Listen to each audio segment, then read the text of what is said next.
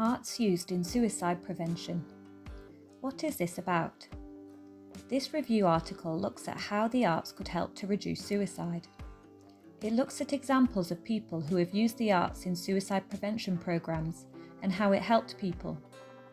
It also looks at areas of arts and health that we know less about and what would be good for us to learn more about in future so we can help more people and reduce suicide.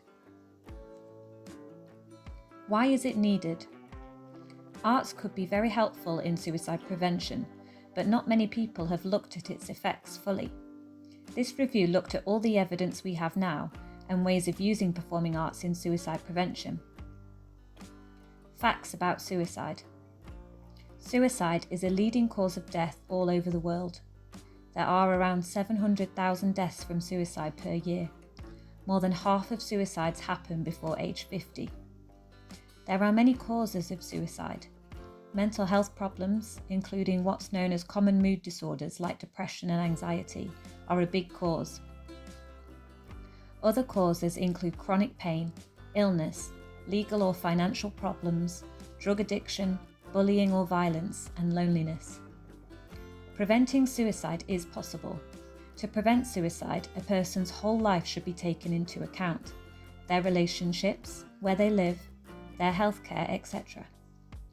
There are also things that could be done at a national level, such as making it harder to get firearms or making it easier to talk about thoughts of suicide with doctors.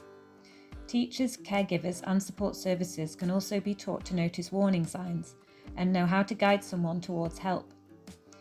Teaching young people about mental health, coping skills, and where to go for help is also important.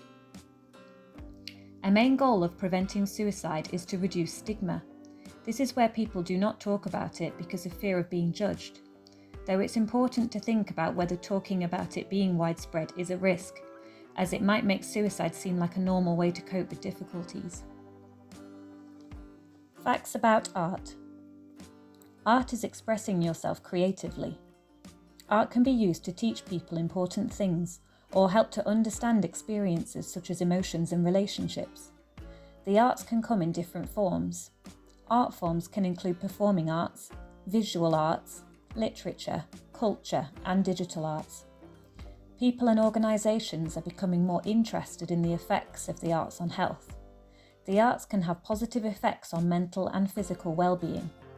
This is because they can help with self-understanding, expression, confidence, self-esteem, and communication. How arts can help people's health. Scientific research shows that arts can improve people's health. Arts could be music, drama, or dance. The arts can also help people to manage illness.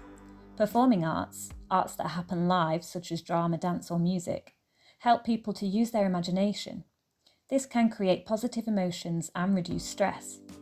It can help people to use other parts of the brain more too. Performing arts are becoming widely used as a tool for better physical and mental health, as well as treatment in care settings. Arts can be used to reduce the stigma that still exists against mental illness.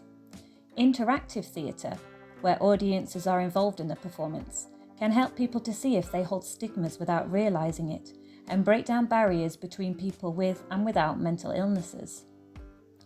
Through performance, people can engage in their own learning through talking, experiments, and movement.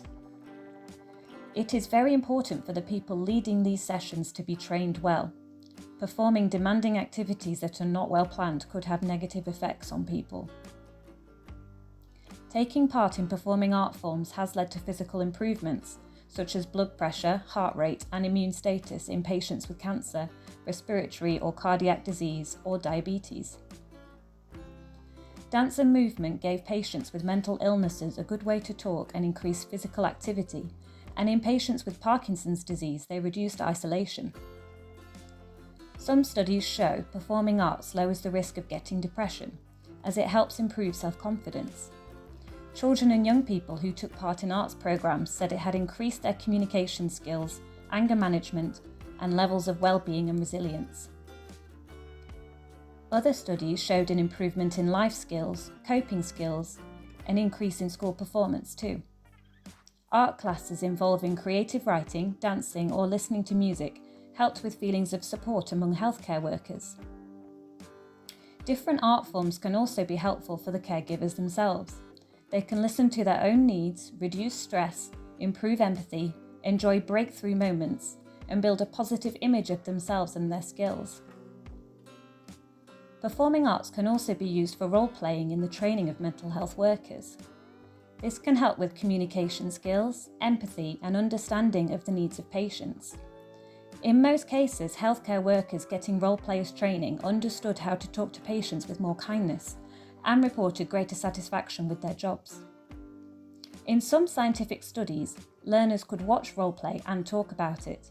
In others, they could create their own role-play, such as writing or acting. In both studies, they are actively involved.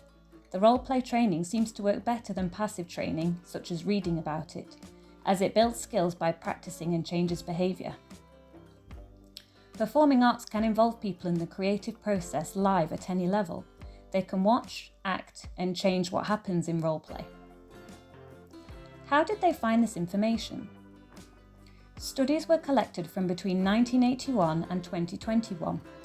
Most studies were from 2010 onwards, and about half of them are studies from the US. Some studies had less people involved, such as 10 to 50, and some were very large, such as over 33,000. 25 art projects, or treatments if you like, were tested to see if they prevent suicide. Others were to reduce or prevent illnesses. There were 3 main art forms: theatre, role-playing, and multiple art forms. 27 studies used role-playing. Others used art forms such as theatre, film, music, creative writing, and more. The review checked the quality of the studies included. For more information, you can check out the original article. What did they find? Being able to express yourself creatively is very powerful and engaging. There is clear evidence that arts can support mental health by reducing stigma, helping with coping skills and empathy. It can also help people to share emotions such as loneliness or feeling like a burden. These things all help reduce the risk for suicide. Most of the studies use role-playing to teach workers, such as role-playing talking with a patient. Role-playing allows learners to practice in realistic situations. This allows them to make mistakes and learn in a stress-free environment.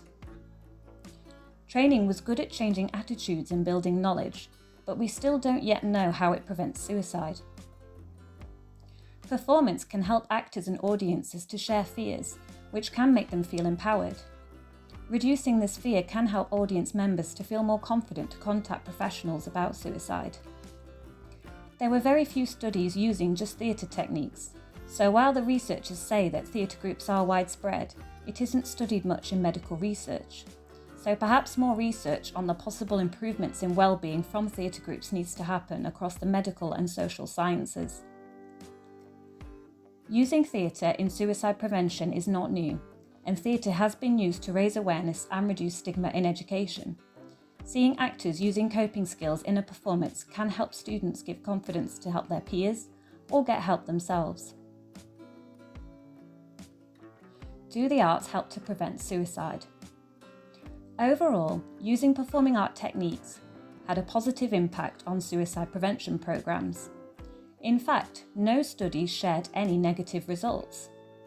This means that performing arts could be a useful tool to make suicide prevention programs better.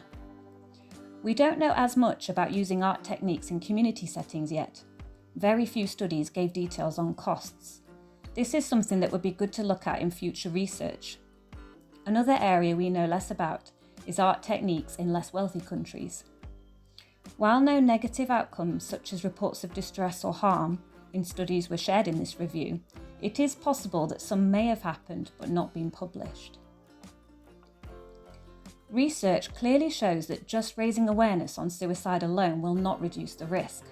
Working closely with people is also needed. A lot of suicide prevention programs use passive training, such as reading or watching videos. Active training should also be used, as they can help with skills and understanding behaviour. Active training seems to work better because learners can take control of their own training and learning. So will the arts always help to prevent suicide? It is worth bearing in mind that this is only a small group of research studies. Sometimes good experiences with performing arts are more likely to be published than those that show no improvement or even unhelpful experiences.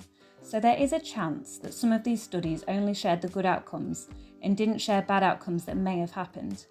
From the information that we have, arts do help to prevent suicide and could be used in prevention programs more. But really, we need to find out about it more first before diving in. What does this mean for the future? The studies the researchers reviewed here show that the performing arts work well in suicide prevention programs, both to train workers and to speak to and work with high-risk people. Involving the trainee in actual performance seems to really help improve learning. In theatre studies, it is involving people's emotions that increases awareness and reduces stigma. This can then lead more people to seek help. However, to understand exactly how arts help to prevent suicide, we need more high-quality studies to be done to look at the therapeutic benefit of performing arts in suicide prevention. William Shakespeare is often quoted to say that, "All the world's a stage, and all the men and women merely players. They have their exits and their entrances, and one man in his time plays many parts." Though he suggests that life is a stage, what Shakespeare perhaps didn't know is that the stage may also have the potential to preserve and enrich life.